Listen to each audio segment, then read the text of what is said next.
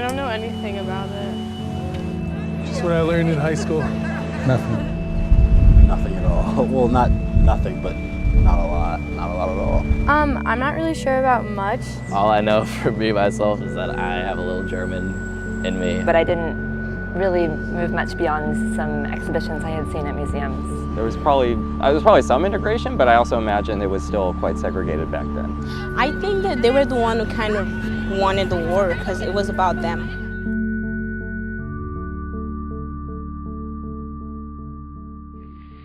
But now that we are in the war, there are only two sides, and the time has come when every citizen must declare himself American or traitor. We must disappoint the Germans who have always believed that the German Americans here would risk their property, their children's future, and their own necks and take up arms for the Kaiser. The words of former U.S. Ambassador to Germany, James W. Gerard, are the perfect illustration of the German-American community during the war. At the beginning of the century, there were more than 8 million coming from Germany or having German origins. For a long time, they were the main reason why the USA didn't enter the war. In April 1917, President Woodrow Wilson created the Committee on Public Information, the CPI, an independent agency in charge of influencing public opinion and supporting the war effort. Led by Georges Creel, a former journalist known for his sensationalism, the CPI had one main goal: to make a demonization of the German enemy in order to get people afraid, receive financial supports, and enlist young soldiers. This demonization was built thanks to the CPI's propaganda. Even if today the word propaganda has a bad connotation, this wasn't true at the time. Assimilated to the terms of political communication, propaganda was just an instrument. In fact, as the US sociologist Harold Laswell explained, propaganda is a way of governmental control of public opinion necessary in a democracy. Therefore, what can have a bad impact is not propaganda itself, but ideals that it carries. It was the case for German Americans. The vision of the barbarian Huns was spread by the CPI's propaganda with its flyers, films, radio spots, and press statements. They also recruited 75,000 4-minute men who had to deliver CPI speeches in public in all the country. If this demonization was efficient about the German army and mobilized US people, it was efficient about German American too. Soon, German Americans were persecuted, lynched, and the German culture was destroyed by a social and political phenomenon. German books were burned, several states banned the German language at school and in public, so as a consequence, many people Americanized their names. In the music industry, Beethoven's work, described as music of devastation, was forbidden. Among all those who suffered, we can talk about the story of Michael and Joseph Harper. These two brothers belonged to the Hutterite Rockport colony in South Dakota, a German descendant community because of all the Selective Service Act of 1917. They were ordered to report for military training camp at Camp Lewis, refusing to obey the orders and wear the uniform because of their pacifist religious beliefs. The two conscientious objectors were persecuted and then tortured by the military authorities. They finally died from their mistreatment.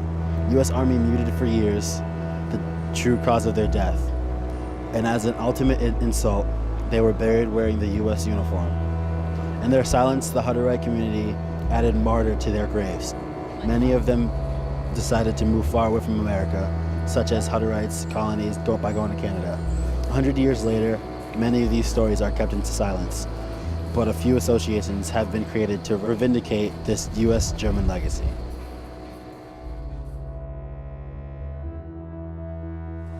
In the United States, the racial tensions towards the African Americans community on social, cultural, and economic plan was really palpable. Black people saw in World War I a chance to change what was happening to them, to go forward, show their values and their will to integration. So approximately 400,000 Afro-Americans took part in the conflicts. But in the army, segregation was also present. Black soldiers were less trained, dressed, and fed than the white ones. The Woodrow Wilson's government was unwilling to enroll Afro-Americans and was showing no respect for them. For white Americans, a black man with a gun was considered as a threat and a source of great fear. The impossible agreement between black and white soldiers led the U.S. Army to put Afro-American in specific regiments. The most famous of them was the 369E Infantry Regiment, also known as the Harlem Hellfighters. That was the Germans who gave them this nickname because of their bravery and ferocity during their 191 days on front.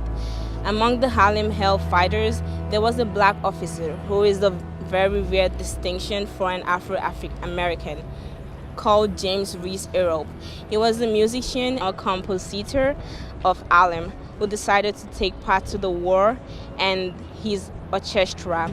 James Reese Europe managed to export African American music and culture in Europe through jazz.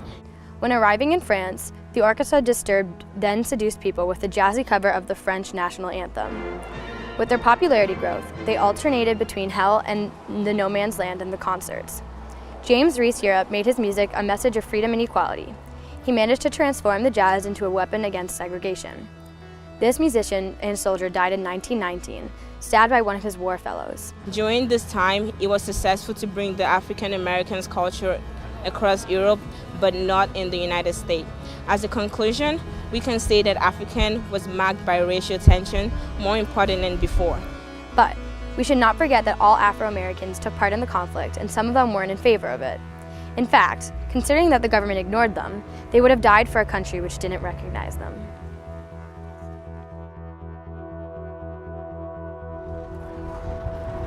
Let's talk about Native Americans.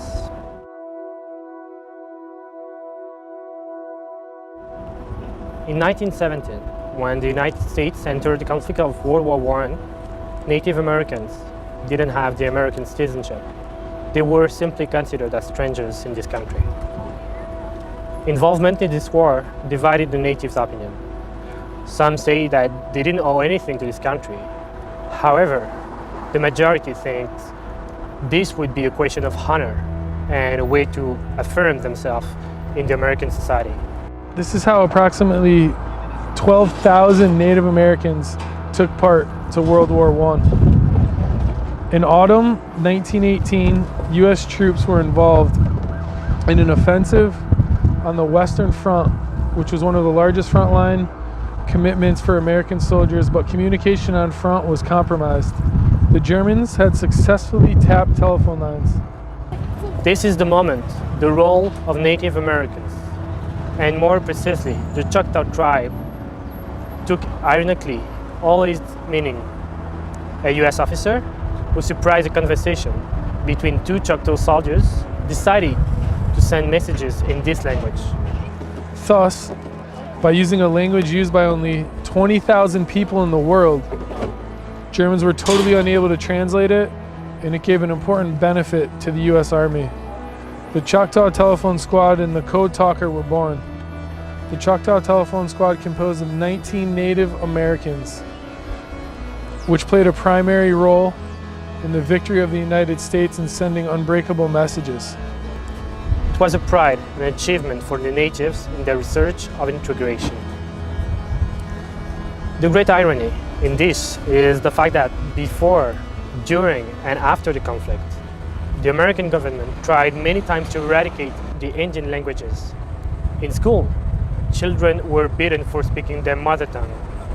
These people who have been muzzled all this time became the voice, because most of them wanted to fight for their land and try to get recognition, but some others were against the war as they thought they wouldn't get any recognition.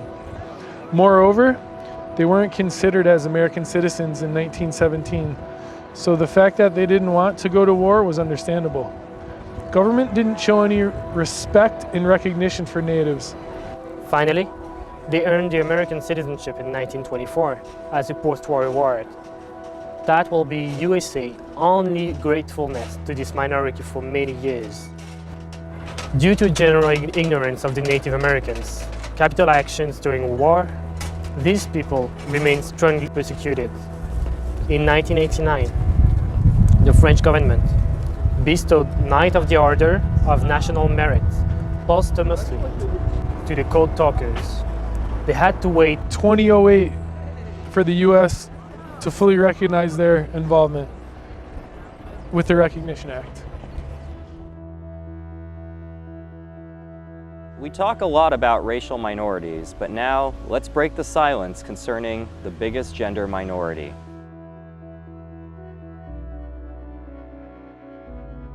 Let's talk about women. Women were mostly supporting soldiers by staying at home and raising funds, and some of them were also nurses. With the First World War, as fights experienced a major change, so did the role of women.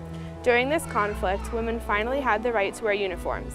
Therefore, they felt more like true American citizens, and it increased their credibility. In fact, the suffragettes were really involved in the war effort, because according to them, it was the last effort to reach what they were asking for, the right to vote.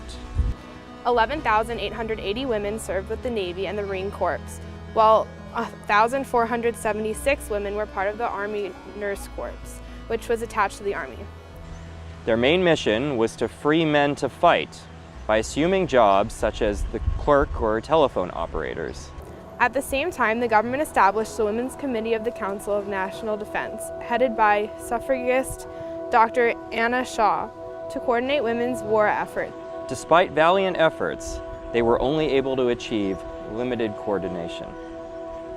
Black women also took part in the conflict. There were 18 black nurses who were in charge of German prisoners and African-American fighters. At the end of the war, they asked to remain in the Army, but they were refused for some reasons. One of them, Elinh Cole Stewart, said, "The story of the Negro nurse in World War I is not spectacular, but each one of us did contribute quietly and with dignity to the idea that justice demands professional equality for all qualified nurses." Like in every other minority, some women decided that war was not the solution, nor for the world of their rights. Jane Addams was a feminist and a suffragette. As the threat of war increased, she decided to join the American Union against militarism. In 1915, she founded the Women's Peace Party. She contributed to the evolution of peace movements among the United States. In 1915, she also took part in the First International Congress of Women, and she assumed the presidency. 4 months later, she was elected president of the Women's International League for Peace and Freedom. In 1931, she was the co-winner of the Nobel Peace Prize. Finally, in 1920, after a speech of President Wilson in front of the Congress, in which he said, "We have made partners of the women in this war. Shall we admit them only to a partnership of suffering and sacrifice and toil, and not to a partnership of privilege and right?" The 19th Amendment was accepted. women finally won the vote after 70 years of struggling. They served the Army. They wore the uniform. They wanted to be seen as good citizens. They were pacifists. They took part in international movements. They were activists, fighters, or pacifists.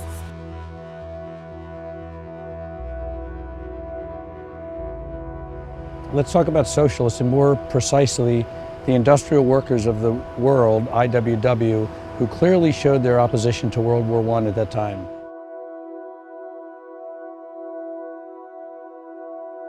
The IWW was a syndicate created in 1905 by the United States in order to unite all of the workers of the world in the same group. Their members, the Wobblies, described the war as a boss's war. They refused to take part in it, but had to face some repressions from the American government, especially because of the Espionage Act. In 1917, the government introduced this law so that every person who was supporting the enemy or refusing to take part in the war would be sanctioned. Opponents to war were arrested, seen as traitors, and then put in jail so they can reduce them to silence. They were representing the authorities because they welcomed members from different backgrounds, African Americans, Asians, and women. Well, the IWW was very outspoken against World War I because they realized that the bosses started it and the workers would be the ones who would suffer from the war the most. And many went to jail for speaking out against it, but many did support it in different ways. It was an opportunity, but yet at the same time, they experienced severe repression from the government. So it's very ironic that it was both. An IWW member, Eugene V. Debs, particularly faced the consequences of his actions. This politician ran the elections for presidency multiple times and was engaged with the IWW. During his most famous speech in 1917, he declared his opposition to the entrance of the United States in this conflict. He said, "The working class who fights all the battles, the working class who makes the supreme sacrifices, the working class who freely shed their blood and furnish their corpses, have never yet had a voice in either declaring war or making peace. It is the ruling class that invariably does both. They alone declare war and they alone make peace." The speech created lots of problems for Eugene V. Debs, as it was considered as a commitment to avoid the war effort. He spent 10 years of his life in jail because of that speech. Socialists were reduced to silence because they didn't want to go to war. Sometimes they were killed if they were too extreme, considered as traitors for their country. So I wish that after the war, people would have truly learned what the IWW was all about instead of the massive mountain of propaganda that the government provided, through the media and classrooms and the churches and everywhere else. It is proof that civil rights and freedom were fragile at that time. Since a person resisted the war effort, he or she was exposed to a risk of being prosecuted by the government, by being reduced to silence, going to jail, which means the suppression of freedom of speech, especially in some newspapers. Well, it's very important to commemorate these people because it took such courage and bravery to, at that time, I think it's hard for a lot of people today to understand what those times were like, what the repression was like, to have your mail opened, to have your door kicked in at night. Many of our organizers were dragged out of their bed and lynched at night, because they were such successful organizers. Talking about newspapers, there were two socialist newspapers at that time, the Industrial Workers and Solidarity. They both stopped their activities during World War I as they didn't want to be judged because of the Espionage Act. Solidarity was created in 1909 and ceased their publications in 1917, knowing the risks of publishing against the war at that time. The Industrial Workers were advised to cease their activities too. However, one member, Frank Little, decided to take its words publicly and therefore has been lynched. It convinced his comrades not to do the same. Thank you.